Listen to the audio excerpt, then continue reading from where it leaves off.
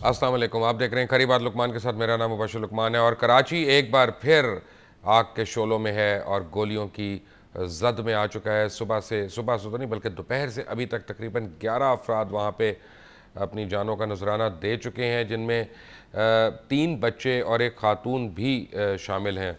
और हो ये रहा है कि 10 से ज़्यादा गाड़ियों को अभी तक नजर आतिश कर दिया गया। दर्जनों मोटरसाइकिलों और पान मंडियों की दुकानों को जो है लोगों ने वहाँ पे तोड़ फोड़ की है, उनको आग लगाई है। पुलिस के मुताबिक नामालूम अफराद ने बोल्टन मार्केट और ओल्ड सिटी एरिया में फायरिंग की, जिसकी वजह से वहाँ पे भगदड़ मच गई और फिर अफरा तफरी का एक आलम जो है वो वहाँ देखने में आया। ये सब कुछ हुआ जब अवामी तहरीक की मोहब्बत सिंध रैली जो है उसका इनकाद किया गया, लेकिन अब उनका एम ए जिन्ना रोड पर धरना जारी है। और तर्जुमान जो हैं अवामी तहरीक के, उनका ये कहना है कि इस फायरिंग के सिलसिले में कई ख़वातीन भी शदीद ज़ख्मी हो गई हैं। अवामी तहरीक और कालदम अमन कमेटी ने मिलकर मुहाजिर सूबे की तश्कील के ख़िलाफ़ ये एक रैली निकाली और अयाज पलीजो के मुताबिक ये रैली मुहाजिर सूबे की तश्कील के ख़िलाफ़ रेफरेंडम होगा। अब हो क्या रहा है कि इस वक्त कराची जो है वो बदस्तूर हर तरह से उसने लोगों को वहाँ पे खौफज़दा कर दिया है। खौफ व हरास वहाँ पे बहुत फैला हुआ है। 11 अफराद चंद घंटों के अंदर, जिसमें बच्चे और ख़वातीन शामिल हैं, वो वहाँ जा बहक हो गए हैं। हमें ज्वाइन कर रहे हैं कराची से अवामी तहरीक के सदर जनाब अयाज लतीफ़ पलेजो, और हमें ज्वाइन करेंगे रशीद गुडेल, ये MQM के सीनियर रहनुमा हैं। हमें ज्वाइन करेंगे बाबर सलीम, ये दुनिया न्यूज़ के नुमाइंदा हैं। हमें ज्वाइन करेंगे रेहान हाशमी, जो ब्यूरो चीफ़ हैं दुनिया TV कराची के। हमें ज्वाइन करेंगे असलम खान, ये रिपोर्टर हैं दुनिया TV के जिनको गोली लगी वहाँ पे, और फवाद चौधरी पाकिस्तान पीपल्स पार्टी पार्लियामेंटेरियन के, ये इस्लामाबाद में हमें ज्वाइन करेंगे। सबसे पहले पलेजो साहब, अस्सलाम वालेकुम। वालेकुम सलाम मुबशर लुकमान साहब। पलेजो साहब, मुझे बताएं कराची में ये क्या हो गया एकदम चंद घंटे के अंदर, किस तरह से एक खून का समा जो है वो फैल गया वहाँ पे? मुबशर साहब, आपने देखा कि हम पुरअमन तौर पर हजारों खवातीन और लाखों लोगों की रैली लेकर हम बढ़ रहे थे लियारी से, और आपने देखा मीडिया के फुटेज में, आप सब दोस्तों ने, सारे पाकिस्तान ने देखा, किसी के हाथ में एक छड़ी भी नहीं थी। हम मुतालबे लेके आ रहे थे कि सिंध की तकसीम नामंजूर है। उजैर जान बलोच और बलोच दोस्त वहां खड़े होकर नारे लगवा रहे थे, पाकिस्तान जिंदाबाद। रैली में पाकिस्तान के परचम थे बलोच दोस्तों के हाथों। जैसे ही ली मार्केट क्रॉस किया, सिंध हुकूमत की एक इत्तेहादी तंजीम के दहशतगर्दों ने सीधी फायरिंग की है, और उससे हमारी 29 खवातीन सिंधियानी तहरीक की, जो कभी जुडिशरी के लिए निकलती हैं, कभी जमहूरियत के लिए, कभी जर्नलिस्टों के लिए जो मार्च करने वाली, उन बहनों को कत्ल किया गया है और हमारे भाइयों का खून बहाया गया है, जो ये मुतालबा कर रहे थे कि हमने सिंध में अपने भाइयों का इस्तकबाल किया। सिंध हमारा भी है, उर्दू बोलने वालों का भी है, सिंध बसने वाले पुरअमन लोगों का है। उनके पुरअमन लोगों के साथ आज जो हशर किया है, उसके खिलाफ सिंध में इस वक्त शदीद एहतजाज हो रहा है। कल सिंध भर में पहिया जाम और शटर बंद हड़ताल होगी। कंदकोट से कराची तक सिंध के तमाम अजला इस वक्त बंद हो चुके हैं, रस्तों पे लोग निकल आए। हमने उनको अपील की है कि इस हमारा एहतजाज हुकूमत और उसके एहताजियों के खिलाफ है। उसमें किसी उर्दू बोलने वाले, किसी सरकारी इमलाक, किसी चीज को नुकसान नहीं पहुंचना चाहिए, पुरअमन होगा। लेकिन मुझे ये बताएं, नुकसान तो पहुंच रहा है, दर्जनों गाड़ियों को नजर आतिश किया गया, मोटरसाइकिलों को, पान मंडी में दुकानों को, तो ये कौन कर रहा है? अब देखें, ये तो सवाल, पान मंडी में गाड़ियां और मोटरसाइकिलें तो छोटी सी बात है। पहले तो सवाल ये होना चाहिए कि हमारे 11 लोगों को कत्ल किसने किया। तो जिन लोगों ने कत्ल किया, तो पहले मेरे ख्याल में उनसे पूछ लें। जो बोरी लेके भागे, फिर एक चावल का दाना अगर किसी ने लिया है तो उससे बाद में पूछेंगे। तो इसलिए जिन्होंने, पीपल्स पार्टी की हुकूमत जिम्मेदार है, जिसने अपनी इत्तेहादी MQM के जरिए हमें रात को मैसेज भिजवाए दे गए थे कि 12 मई की तारीख दोहराई जाएगी। वो तारीख दोहराई है आज। पीपल्स पार्टी और MQM ने मिलकर, पहले MQM ने दोहराई थी, अब पीपल्स पार्टी और MQM ने दोहराई है। और मैं दरहकीकत हम जश्न में बढ़ रहा है चीफ जस्टिस ऑफ पाकिस्तान और सिंध हाई कोर्ट के चीफ जस्टिस की जानिब, जिनके साथ हम 12 मई को महबूस किए गए थे कि आज सिंध की उन बच्चियों के कत्ल के खिलाफ कोई सुओ मोटो एक्शन होगा या नहीं होगा। राइट, फवाद चौधरी साहब, thank you very much for joining us. एक बात मैं अपने नाजरीन को फवाद चौधरी साहब के मुतालिक बता दूं कि आज हमने सुबह को इनको जब प्रोग्राम के लिए कांटेक्ट किया था, तो इस प्रोग्राम का मौजू कुछ और था और इनको कुछ और बताया गया, और ये गुज़िश्ता 2-3 घंटे के अंदर जो डेवलपमेंट हुई है, उसके बाद प्रोग्राम के मौजू को चेंज किया गया। तो फवाद चौधरी साहब, माई अपॉलॉजीज़ फॉर दैट, लेकिन ये डायरेक्ट पीपल्स पार्टी के ऊपर और उसके इत्तेहादी जमातों के ऊपर ब्लेम आया प्लेजो साहब का, क्या कहेंगे आप? देखिए, पहली बात तो ये है मुबशर के पीपल्स पार्टी का, तो इसमें हम प्राइम मिनिस्टर साहब ने, चीफ मिनिस्टर साहब ने, बल्कि अभी आसफा भुट्टो ने जो है वो ट्वीट किया है और बड़ी इनको मजम्मत की है। और हम ये समझते हैं तमाम जो जिम्मेदारान हैं, रियासत के अंदर असूल होते हैं रहने के, किसी भी जो है वो आम इंडिविजुअल को जो है वो इजाज़त नहीं दी जा सकती कि वो गोली से फैसला करे। बिल्कुल उसके ऊपर कोई शक नहीं है, चाहे किसी भी जमात के हों, उसके ऊपर कार्रवाई जो है वो होनी चाहिए और होगी, आई एम श्योर। लेकिन असल जो बात है कि देखिए, जिसके ऊपर तहरीक पूरी बनाई जा रही है वो तो मौजू ही नहीं है। सिंध की तकसीम की बात कौन कर रहा है? मेरा ख्याल है जो इवन मुत्तहिदा के ऊपर या पाकिस्तान पीपल्स पार्टी ANP जो रूलिंग पार्टीज हैं और जो रिप्रेजेंटेड पार्टीज हैं असेंबली में, उनमें से तो कोई भी बात नहीं कर रहा तहरीक की। तो मुझे तो समझ ये नहीं आ रही कि ये जो तहरीक के ऊपर आप जलसे जुलूस निकालना शुरू कर रहे हैं, देहाती और अर्बन सिंध की एक तकसीम को आप शुरू कर रहे हैं। पीपल्स पार्टी का तो इंतहाई बैलेंसिंग रोल है।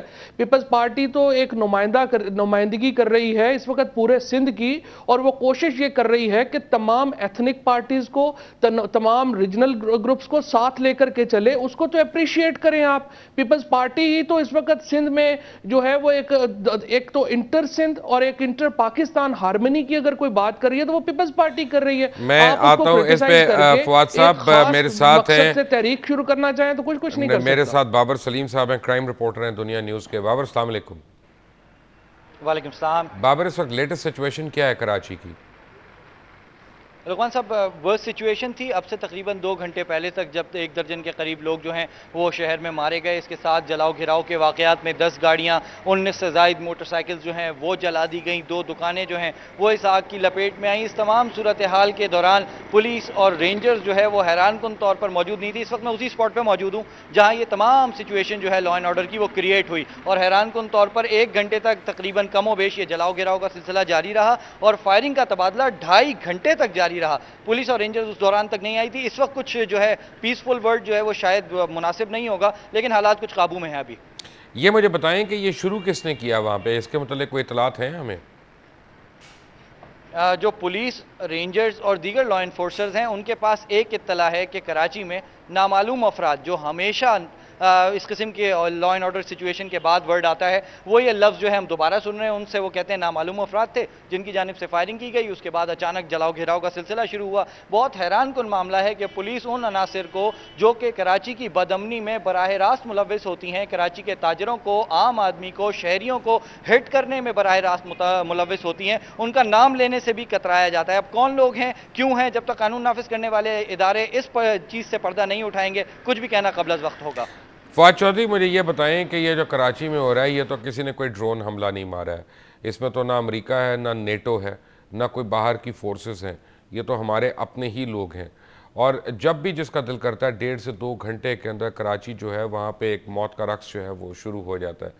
कराची में इतनी क्या वीकनेस है हुकूमत पाकिस्तान की या हुकूमत सिंध की कि वहाँ लॉ एंड ऑर्डर इम्प्लीमेंट नहीं करना चाहते या क्रॉस द बोर्ड नहीं करना चाहते?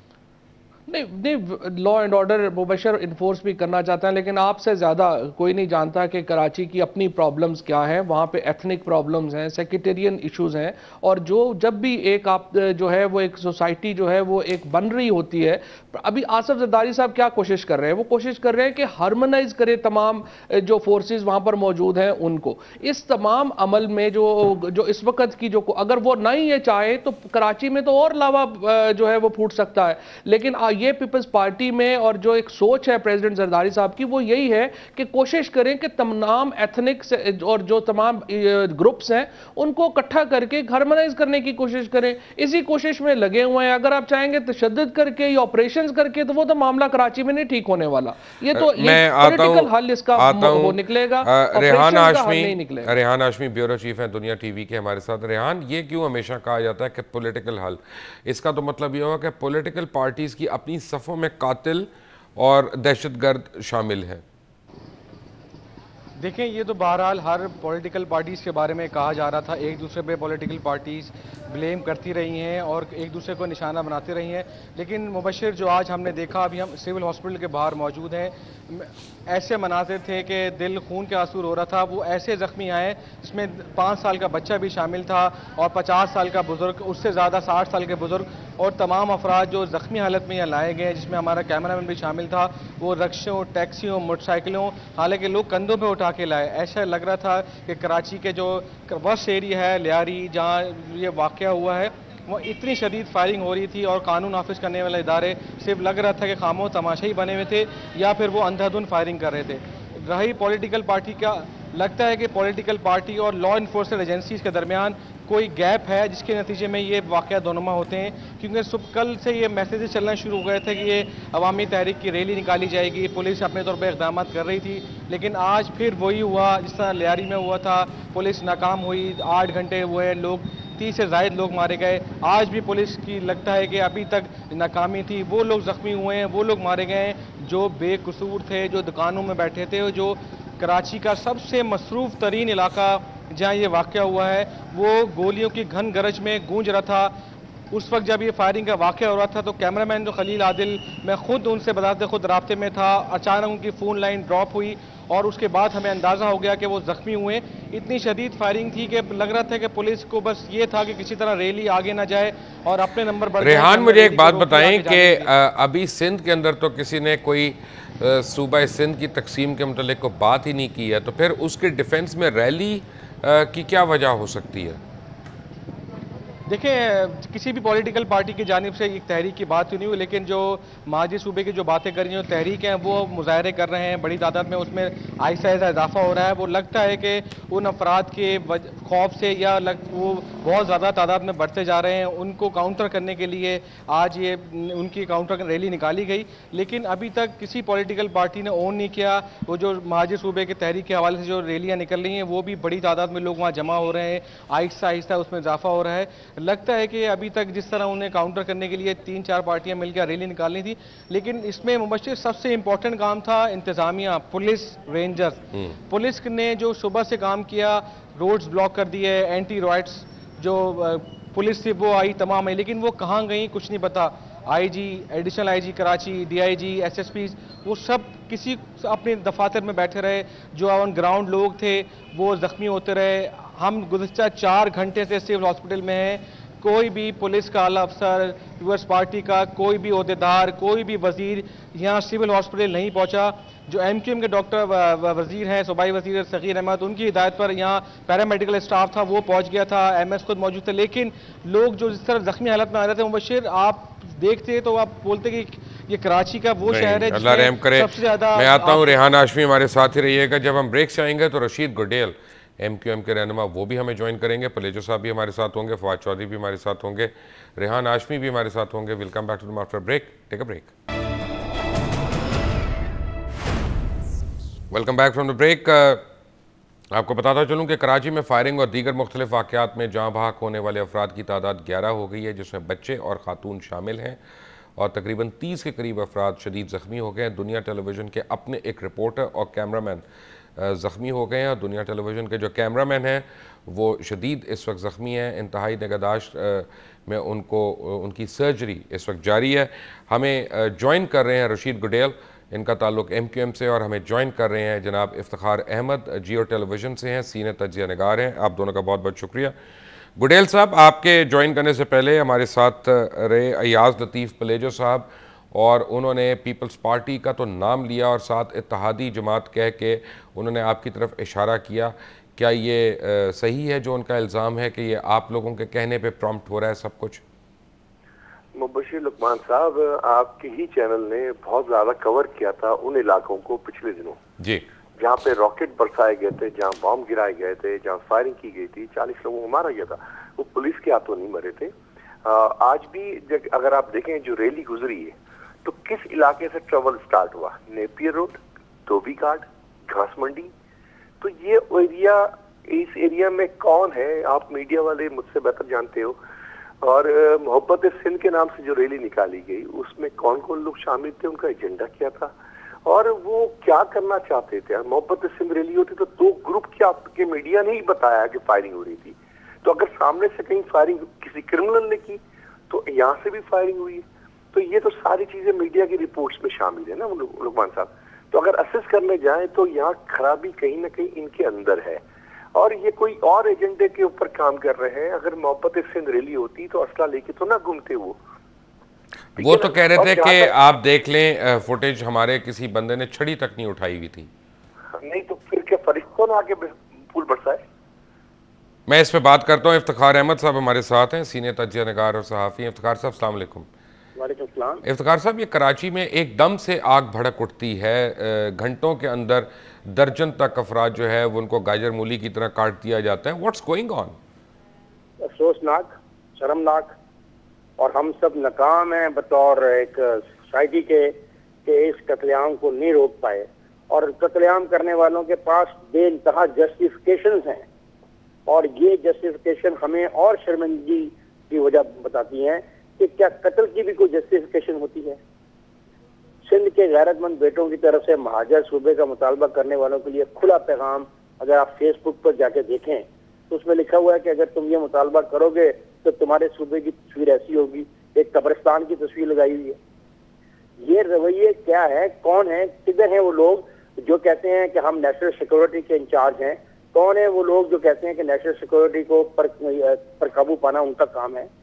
ये खुलेआम जो वायलेंस की बात हो रही है और खुल के जो बात हो रही है तो ये तो शर्म, मुझे नहीं समझ। इफ्तिखार साहब, आपका तो अपना माशाल्लाह बहुत बड़ा नेटवर्क है, जंग भी, जियो भी, न्यूज़ भी, आई मीन कोई, यानी आप लोग बड़े ताल्लुकात वाले हैं। आपको भी तो इतला होगी कि वॉल चॉकिंग ओवरनाइट कौन करता है और ओवरनाइट कौन मिटाता है वहाँ पे?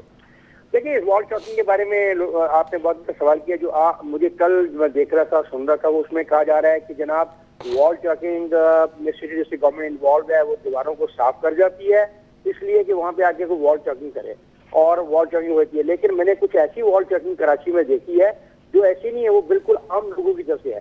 लेकिन असल में सवाल ये है मुबशर के, वॉल चॉकिंग सारे शहर में हो रही है, सारे शहर में हुई है। क्या लोग, क्या फरिश्ते आके वॉल चॉकिंग कर रहे हैं? और दो, मुझे देखो तो मुझे खदशा है, मुझे अफसोस होगा कि अगर ये लोग आपस में टकरा गए, क्योंकि जो एक तरफ अल्ताफ हुसैन इस हद तक चला गया था तो उसने कहा कि मंजी प्यारी सिंध का उसने नारा दिया था। अगर एक आदमी जब सिंध को अपनी धरती मानता है, उसको अपना बेटा कहता है, तो सडनली ये विदिन ए वीक टाइम कहां से ये मुतालबा आ गया कि हम उर्दू बोलने वालों को एक सूबा चाहिए, उर्दू बोलने वाले। वैसे इफ्तिखार साहब, मैं माजरत के साथ मैं एक अर्ज करूं, मैं सिर्फ एक राय देना चाह रहा हूं यहाँ पे। यानी अगर कोई सूबे का मुतालबा करता भी है फॉर इंस्टेंस, तो उसमें बुराई क्या है? पहली बात तो ये मुझे बताएं। नहीं, कोई बुराई नहीं है, कोई बुराई नहीं है, लेकिन सूबा जबान की बुनियाद पर नहीं आप करें। नहीं तो फिर सराइकी सूबे के ऊपर हमने तो ये बातें नहीं ना कि उस वक्त भी बोलना था। देखो Mubashir, Saraiki is a dialect, Saraiki is not a language, Saraiki एक डायलेक्ट है। वहाँ पे भावलपुर सूबा और सराइकी की जो बात की जा रही है तो भाईजान, तो फिर पंजाब का नाम भी तो जुबान की बुनियादों पे है ना? नहीं, पंजाब तो हम इसलिए फंस गए ना मुबशर, आप और मेरे जैसे लोग, कि हम उस धरती में रहते हैं जो 5 दरियाओं की धरती है और वो धरती का नाम पंजाब है। तो फिर बलोच भी है, बलोचिस्तान। सुन लो ना, और हम सबको पंजाबी कहा जाता है, तो हम सबको बुरा कहा जाता है। हालांकि हम पंजाब में उर्दू बोलने वाले भी हैं, बलोची बोलने वाले भी हैं, सिंधी बोलने वाले भी हैं, सराइकी बोलने वाले भी हैं। हमारे तो शहरों के शहर जो है ना, अगर जाके देखो मार्केटों में, तो पख्तून जो हैं वो मार्केटों के मालिक हैं, ओनर्स हैं। हमारे में शुक्र है कि हम इस खिंचाव का शिकार नहीं हुए। लेकिन ये जो खिंचाव पिछले दिनों में यकदम क्रिएट हुआ है कराची के अंदर, ये मुझे इसलिए दुख और अफसोस होता है कि यार ये बहुत खौफनाक होगा। जिस तरह आप खुद बता रहे हो 11-12 लोग अभी तक मारे जा चुके हैं, तो यार ये तो बड़ा गड़बड़ हो जाएगा मसला। और सिंधी नेशनल अगर इस दफा इन्वॉल्व हो गए, जिनके बारे में कहा जाता था वो धीमे हैं, वो प्यार की जुबान बोलते हैं, वो सूफियों की जुबान बोलते हैं, अगर वो भी इस क्लैश में आ गए और उन्होंने शहर में आके क्लैश में पार्टिसिपेट कर लिया, तो फिर अफसोस होगा जो होने वाला है। रशीद गुडेल साहब, मुझे ये बताइएगा कि वॉल चॉकिंग कौन कर रहा है कराची शहर में? आफ्टर ऑल, जैसे इफ्तिखार साहब ने कहा कि फरिश्ते तो नहीं कर रहे। मुबशर लुकमान साहब, अगर आपने सिंध असेंबली की कार्रवाई नोट की हो तो एमक्यूएम ने उस करारदाद का हिस्सा बनी जिसमें कहा गया था हम ये सूबा नहीं चाहते, हम सिंध तकसीम नहीं चाहते। तो एमक्यूएम इज वेरी क्लियर कि हम सूबे की कोई डिमांड नहीं कर रहे। अगर किसी लोगों ने चॉकिंग की है तो चॉकिंग भी सिटी गवर्नमेंट ने मिटाई है। और जहां तक बात नहीं, मैं किसी पार्टी को यहाँ पे ब्लेम नहीं कर रहा, पहले मैं ये क्लियर कर दूं। मैं सिर्फ ये जानना चाह रहा हूं कि वो कौन अवामिल हैं और उनका क्या, उनके मुहर्रिकात क्या हैं। देखिए, उनके मुहर्रिकात जो कुछ भी हो, हमारी पार्टी से बिलोंग तो नहीं हो रहा ना, वो हमारी पार्टी की आशीर्वाद तो नहीं है ना इस पे। और ये जो आज रैली निकली मोहब्बत सिंध के नाम से, मतलब मोहब्बत सिंध क्या थी कि ये वहाँ पे जिस इलाकों में पुलिस नहीं घुस सकी इतने 8-10 दिन में, रॉकेट फायर हुए, बॉम्ब फायर फेंके गए, फायरिंग हुई, 40 लोग हलाक हुए, तो उन लोगों को हलाक क्या पुलिस ने तो नहीं किया था ना। गुडेल साहब, बात यह है कि ये आपका शहर हमारे मुकाबले में ज्यादा है और मुबशर का सवाल है कि ये कौन करने वाले हैं। जो हुआ कौन करने वाले, तो आपने मीडिया पे नजर आ गए थे, रैलियां जो निकली नजर आई। नहीं, आपका मतलब ये है, मैं एक सेकंड मैं लेट मी रीफ्रेज इट। मैं रशीद भाई एक सेकंड मेरी एक अर्ज सुन ले। मैं जो है ना, मैं घुमा फिरा के बात नहीं करता, मेरा मसला मैं सीधी बात करता हूँ। आपका मतलब है ये सारा लियारी गैंग में शामिल अफराद है? देखिए सामने है ना मोशे लुकमान, कौन सा इलाका, बगदादी का इलाका, नेपियर का इलाका, धोबी घाट, घास मंडी, ये वो इलाके हैं जिस पिछले दिनों आपके ही मीडिया ने कवर किया। राइट, मैं इसमें फवाद चौधरी साहब का मेरा मौकफ ले लूं। फवाद साहब, एक बड़ी हैरान कुन स्टेटिस्टिक्स है मेरे पास CPLC के, कि जब 7 दिन कराची में लियारी के अंदर ऑपरेशन हो रहा था तो एक भी अगवा बराए तावान की वारदात नहीं हुई और एक भी भत्ताखोरी की पर्ची नहीं दी गई किसी को। तो आई मीन इसके बाद कोई गुंजाइश रह जाती है अजम्पशंस के लिए?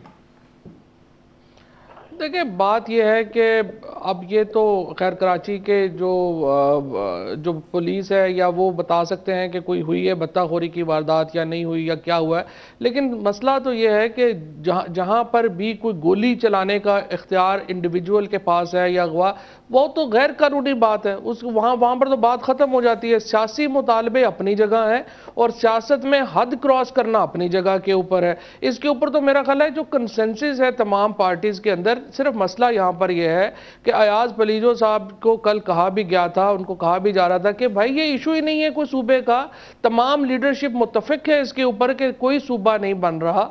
इसके ऊपर आप जज्बात भड़का रहे हैं। मारवी मेमन चली गई, पैसे भी शायद यहाँ पंजाब से ही चले गए होंगे रैली वैली के लिए, लेकिन बात यह है कि आप एक ऐसे नॉन इशू के ऊपर देखें ना, लीडरशिप को तो एक गोली नहीं लगी, 11 बेचारे गरीब जो हैं वो मारे गए हैं। कल हड़ताल इन्होंने कर दी है, उसमें भी सारे बेचारे फ्रूट वाले और गरीब लोग सारे जो है वो मारे जाएंगे और लीडरशिप को जो है कुछ भी नहीं होना। ये तो एक सियासत, एक खेल खेला जा रहा है ना, जो अनफॉर्चुनेट है। जैसे बिल्कुल सही कह रहे हैं इफ्तिखार कि अब ये अगर ये इसके ऊपर खेल खेला जाएगा तो ये 11 तो नहीं, ये तो बहुत आगे चला जाएगा मामला। और पीपल्स पार्टी की ये कोशिश है, प्रेसिडेंट आसिफ जरदारी साहब की ये कोशिश है और सिंध की लीडरशिप की कोशिश है कि हार्मोनाइज हो।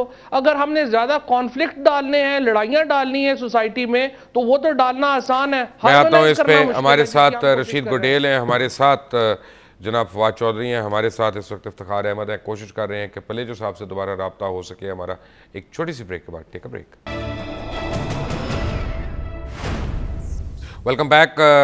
जनाब गुडेल साहब, मुझे ये बताएं कि एक हफ्ता पहले खबर आई थी कि MQM के कुछ साबिक वज़रा समेत कुछ साबिक अरकान असम्बली और राब्ता कमेटी के अरकान ने न्यूयॉर्क में सिंध में इंतज़ामी बुनियादों पर एक अलग सूबे का मुतालबा किया। इसमें कहाँ तक सदाकत है?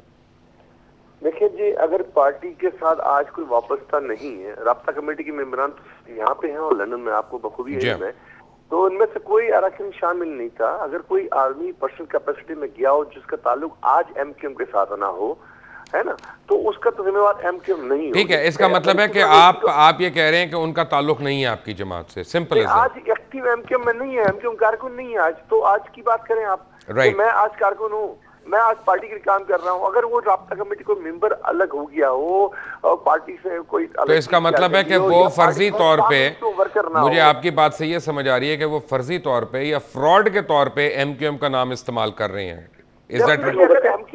लुकमान अगर MQM इसमें शामिल होती, बात सुने मेरी, कंप्लीट करने दे मुझे कंप्लीट, लेट मी फिनिश। अगर मुबशर लुकमान एक सेकंड को मान लेकर MQM इसमें शामिल होती तो मुबशर लुकमान, हमने तो 10 लाख की औरतों की रैली निकाली थी। मैं एग्री कर रहा हूँ, मैं इसे डिसएग्री नहीं कर रहा। मैं तो सिर्फ आपकी बात पे मैं एक किस्म से आप समझें कि वो कील नहीं ठोकने की बात करते कि अगर वो ये मुतालबा कर रहे हैं तो उनका ताल्लुक एमक्यूएम से नहीं है, मैं ये कहना चाह रहा हूँ। डेफिनेटली मुबशिर लुकमान अगर होता तो हम कहते हैं अपने आप बिल्कुल ठीक है जी इफ्तिखार साहब, कहते हैं तो हम इतनी जरूरत रखते हैं, हम बोलते तो बैंग डाल बोलते हैं जी इफ्तिखार साहब। मैं मुबशिर एक बात कह रहा हूँ जी, इन्होंने जो पॉस्चर लिया एमक्यूएम ने वो तो सिंध असेंबली में बड़ा वाज़ेह तौर पे वही पॉस्चर लिया जो पाकिस्तान पीपल्स पार्टी का पॉस्चर है कि सिंध की तकसीम नहीं होगी, ठीक।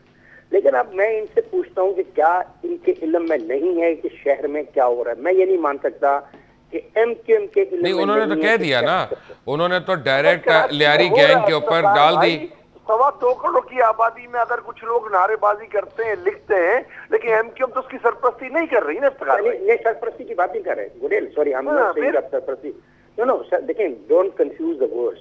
और ये जो रैली आज निकालेगी जिसका कोई सिलसिला नहीं बनता था, नहीं,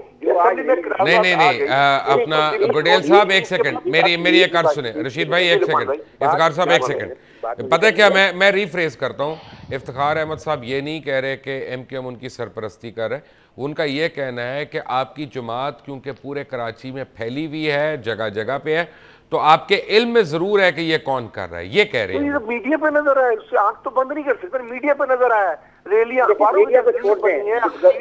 आपकी इंफॉर्मेशन क्या कहती है? मीडिया वाले तो आप समझे हमें नहीं समझ आ रही। लोग हैं तो कर रहे थे, लेकिन वो अपनी पर्सनल कैपेसिटी में कर रहे हैं ना।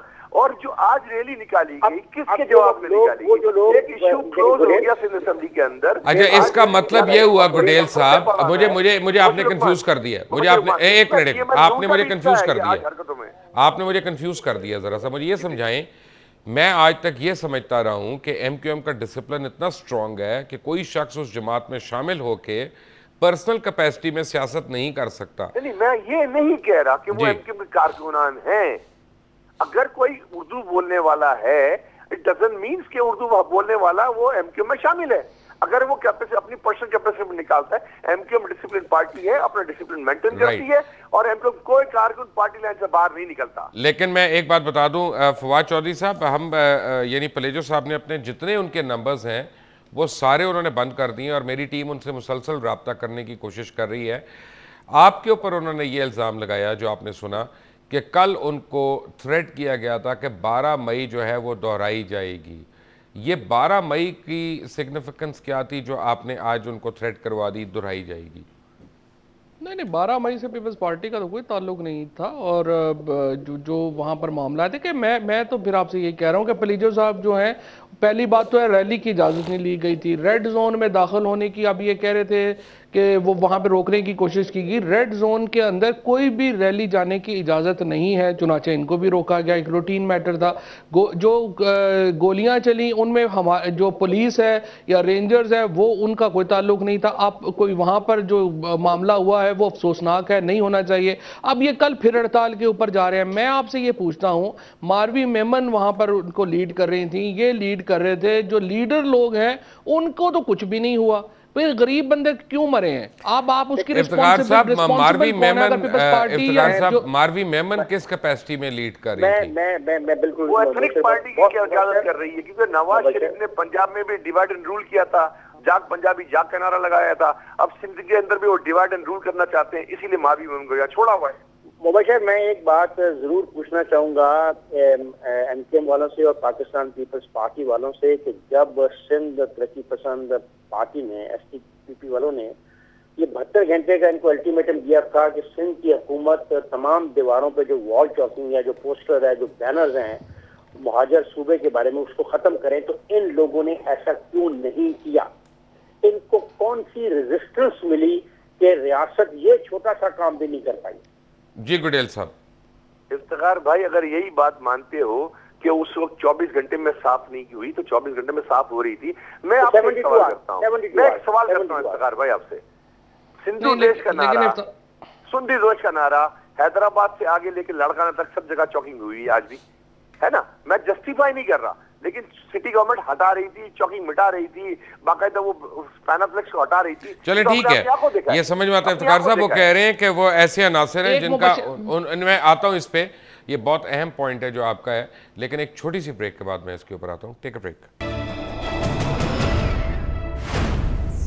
Welcome back from the break. Gudel साहब, मुझे एक बात बताएं कि मुझे तशवीश ये हो रही है कि हालात ऐसे तो नहीं पैदा किए जा रहे, बिलखसूस सिंध में और ख़ास तौर पे कराची में, कि ये बहाना हमारे पास हो कि इलेक्शंस नहीं होने। देखिए मुबशिर, ये बात भी हो सकती है अगर किसी के दिमाग में है, लेकिन मैं तो ये बात कर रहा हूँ कि इस वक्त पीएमएल नून वो एथनिक ग्रुप का साथ दे रही है, और जब एक चीज चैप्टर क्लोज सिंध असेंबली में हो गया था तो आज रैली भी उस इलाकों से निकाली गई जो ट्रबल एरिया पिछले 15-20 दिन पहले जो फायरिंग हुई, पुलिस ने रेड की, अब पुलिस घुस नहीं सकी जहाँ रॉकेट गिरे, तो वहां पे से रैली निकाली गई और वहां के क्रिमिनल्स को हीरो बना के सामने दिया गया। और क्रिमिनल्स को किसने अपनी गोद में पालने के लिए ऑफर की है, और आज सबके सामने कि किसका इंटेंशन है कि कराची और सूबा सिंध के अंदर, पूरे सूबा सिंध के अंदर लड़ाओ और हुकूमत करो। ये तो इंटेंशन क्लियर नजर आता है। किसके पीछे एक और पार्टी भी है जिसकी एक नुमाइंदा वहां मौजूद है। क्यों आपने इफ्तिखार साहब, ये सही है कि मारवी मेमन साहिबा वहां थी, और अगर थी तो उनकी क्या जरूरत थी एथनिक ग्रुप्स के साथ मिलने की? ये बहुत अहम मामला है और ये बहुत संगीन मामला है, और पाकिस्तान मुस्लिम लीग नवाज की क़यादत को सोचना चाहिए, क्योंकि वो अगर नेशनल पार्टी है और जैसा वो क्लेम कर रहे हैं, उनको बहुत सख्ती से इस पे लेना चाहिए। देखें, ये आग वो आग है, अगर ये जल उठी तो ये किसी के बुझाए बुझेगी नहीं। और मैं आज एक प्रोग्राम में देख रहा था जहाँ पे औरंगी टाउन की खवातीन एक प्रोग्राम में शरीक थी, और वो बहुत वाज़ेह तौर पे ये बात कर रही थी कि हमें उर्दू सूबा चाहिए और हमें महाजर सूबा चाहिए। वो उर्दू सूबे में की कभी बात कर रही थी, कभी महाजर सूबे की बात कर रही थी।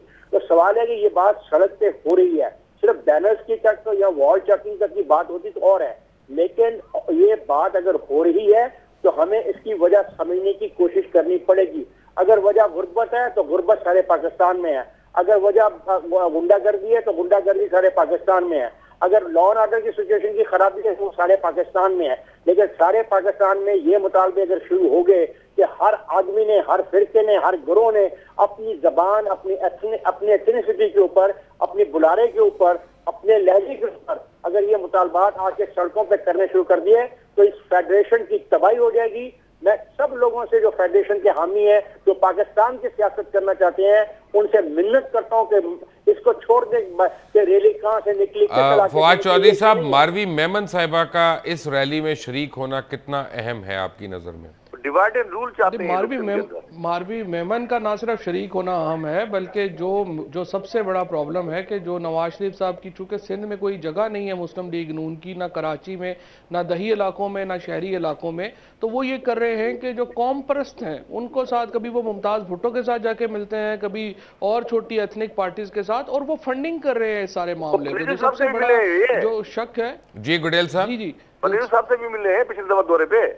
जी बात यह है कि जो एथनिक पार्टीज हैं और जो पुरतशद्दुद पार्टीज हैं उनके साथ उनके मुरासम, और ये सिर्फ सिंध तक महदूद नहीं है, बलूचिस्तान में भी अगर आप देखें तो उन्होंने जाकर के जो पाकिस्तान दुश्मन अनासर हैं उनके साथ वो जाके मिलते हैं, वो यहाँ पर आके रहते हैं उनके पास, और उसमें जो तमाम तर जो वेपन्स यूज़ होते हैं वो पैसे से ख़रीदे जाते हैं। मेरा जो ख्याल होगा, जो मुझे जो सबसे ज़्यादा तशवीश होगी वो इस बात के ऊपर होगी कि अगर मुस्लिम लीग नून के फंड्स जो हैं वो इस्तेमाल किए जाएं असलहा के ख़रीदने में, और वो इस्तेमाल हो बाद में शहरियों के ऊपर। जो मारवी का आप जिक्र कर रहे हैं, मारवी मेमन का, तो वो 3 दिन से इस तरह के जो इश्तियाल अंगेज किस्म के मैसेजेस उनके चल रहे थे ट्विटर के ऊपर, फेसबुक के ऊपर, और आज हमने देखा है कि उनको और क़यादत को तो कुछ भी नहीं हुआ और गरीब लोग मारे गए हैं। तो हमेशा से ये होता है कि ये जो पार्टीज अपनी जगह बनाने के लिए जब इस तरह की जो कह लें कि थर्ड रेटेड पॉलिटिक्स करती हैं उसका फिर नुकसान होता है, और बाकी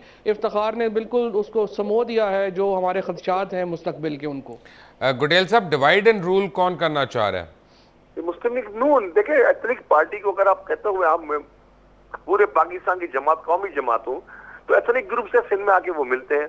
आज सिंध के अंदर उन्होंने क्रिमिनल जिन पे 35 एफआईआर कटी हुई हैं, जिसको पुलिस ढूंढ रही थी, पुलिस उनके इलाकों में घुस नहीं सकी, आज वो उनको अपनी पार्टी में शामिल होने के लिए गौसर अली शाह को भेजते हैं। तो क्या चाहते हैं? जिस तरह उन्होंने पंजाब में पॉलिटिक्स की, जाग पंजाबी जाग तेन पगने लग गया दाग, तो ये सिंध में भी ये चाह रहे हैं कि सिंध के अंदर अमन अमान है, मोहब्बत है, भाईचारगी है, महाजिर हैं, सिंधी हैं, मिलकर सिंधी बन के रह रहे हैं, और ये मोहब्बत शाह लतीफ की धरती पे है। उस धरती पे ये चाहते हैं कि डिवाइड एंड रूल हो जाए, एक सेक्टर अलग हो जाए, दूसरा जुबान वाला अलग हो जाए। ये चाहते हैं, ये चाहने का नतीजा तो है कि आज ये पूरी क़यादत इनकी बोल रही है। अगर आप मीडिया में देखें तो राना सनाउल्लाह बोल रहा है, दूसरे शेख रोयल बोल रहा है, दूसरे लोग बोल रहे हैं। तो क्यों बोल रहे हैं?